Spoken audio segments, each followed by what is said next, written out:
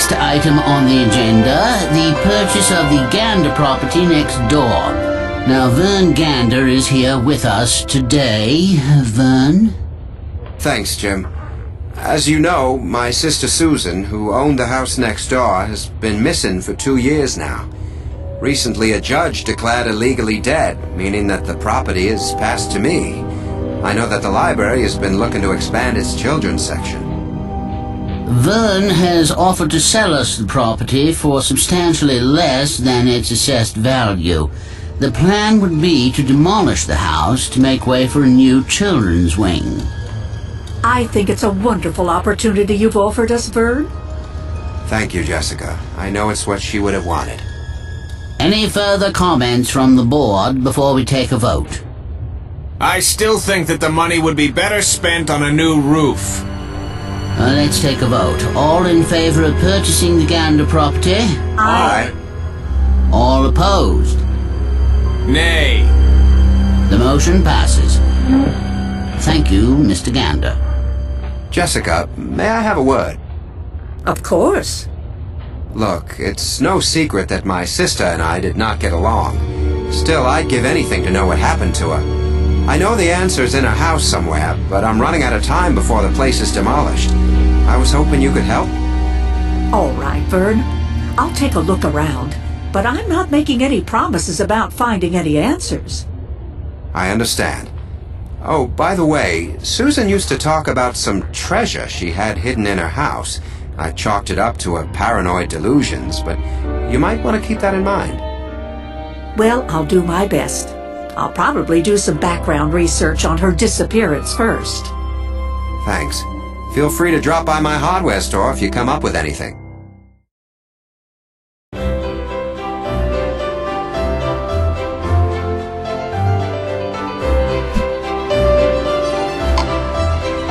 Did you know Susan Gander, Mrs. F?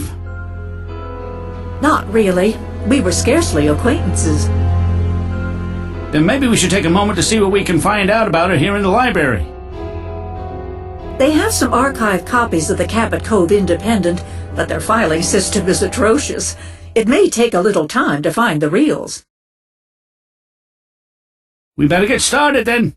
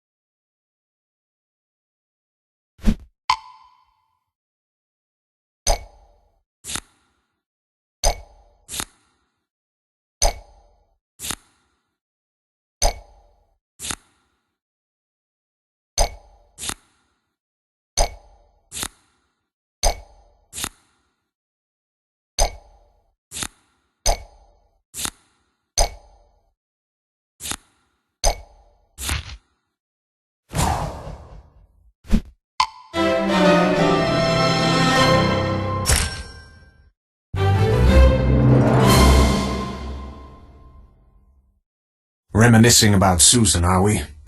I do that a lot myself. Hello, Morris. We found your engagement announcement in the archives. Yes, Susan and I were planning to get married. We met here at the library, and we got along very well. Not a day goes by that I don't miss her.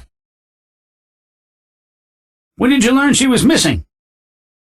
Right after her brother Vern filed the missing persons report. It must be very difficult for you, not knowing what happened to her. Indeed, it has been. But, as they say, life goes on. Vern gave me the keys to Susan's house to have a look around. I'm going to head over there now.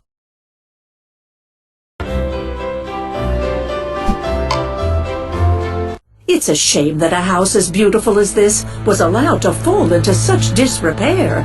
Well, first things first. Let's try and shed some light on things.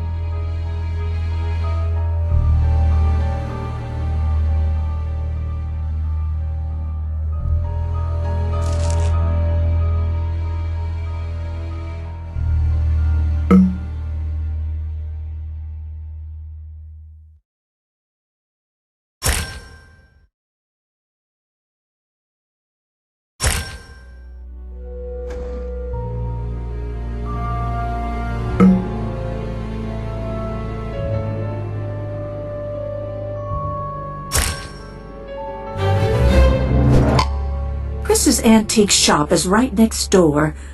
I think I'll drop by and see what he knows about this inventory list.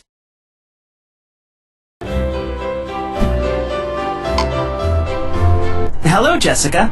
Shopping for an antique today? I'm afraid not, Chris. I heard that the library bought the house next door. Any idea when it will be demolished? I don't know yet. Speaking of the house, I was just over there on Vern's behalf and found a list you made. That old inventory list? Where did you find it?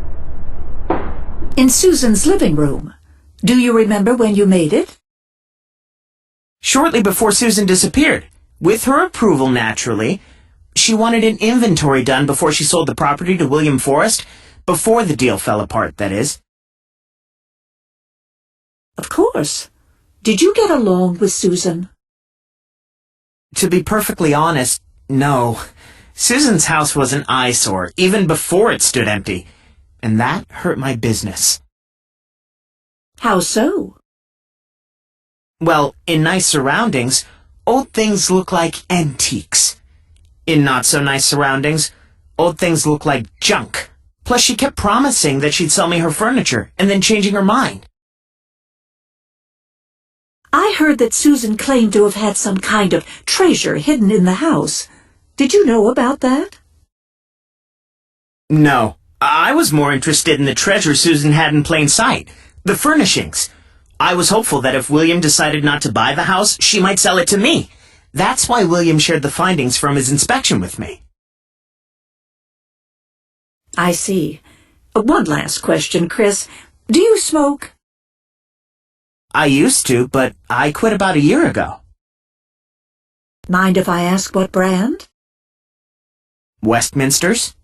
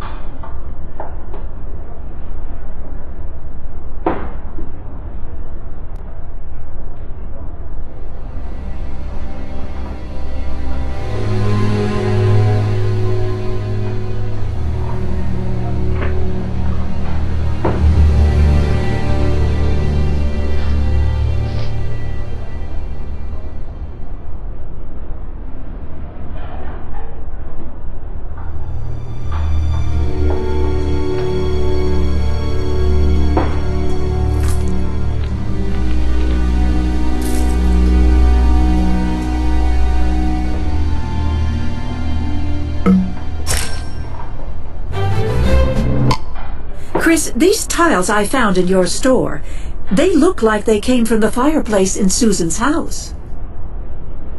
They did. Before she disappeared, Susan sold me a few tiles. She said she was getting ready to tear down the old fireplace to put a new one in. You've had them all this time? Why didn't you put them up for sale? I was hopeful that someday I'd get the rest. Then I could sell them all as a complete set, for a lot more money. Pardon me, I have a customer waiting. I probably should talk with the other person who had a strong interest in Susan's home, William Forrest. William, is this a bad time? Not at all, Jessica. I stopped by Coveside Antiques earlier and found the home inspection report you had done on Susan Gander's property. If you're thinking of using that to go by once the library owns the property, I wouldn't. 2 years' time has left it in even worse shape than when I had that done. I noticed that the report was written shortly before Susan disappeared. Yes, I was negotiating with her to purchase the property for development. It's a prime in-town lot. I saw that one of the things you noted was that the fireplace was in disrepair. Now, how could this be when it's bricked up? I can only assume that Susan bricked it up after she saw the report to address my concerns. So why did the deal fall through? I have no idea. The morning we were supposed to sign the papers, Susan changed her mind and backed out without any explanation. I see. I don't suppose you smoke at all, do you? I like to indulge in a nice cigar when celebrating a successful deal. Say, Jessica, can I show you some of the new model homes I'm building here in Cabot Cove? Most certainly.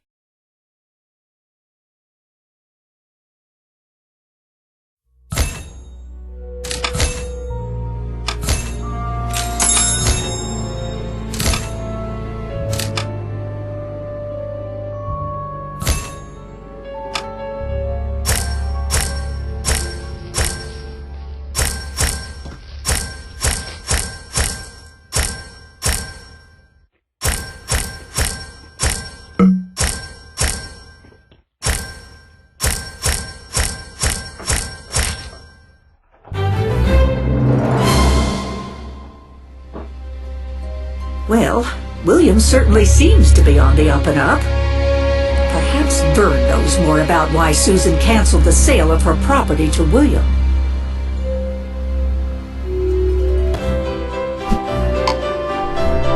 Jessica, any news? No, not yet, Vern.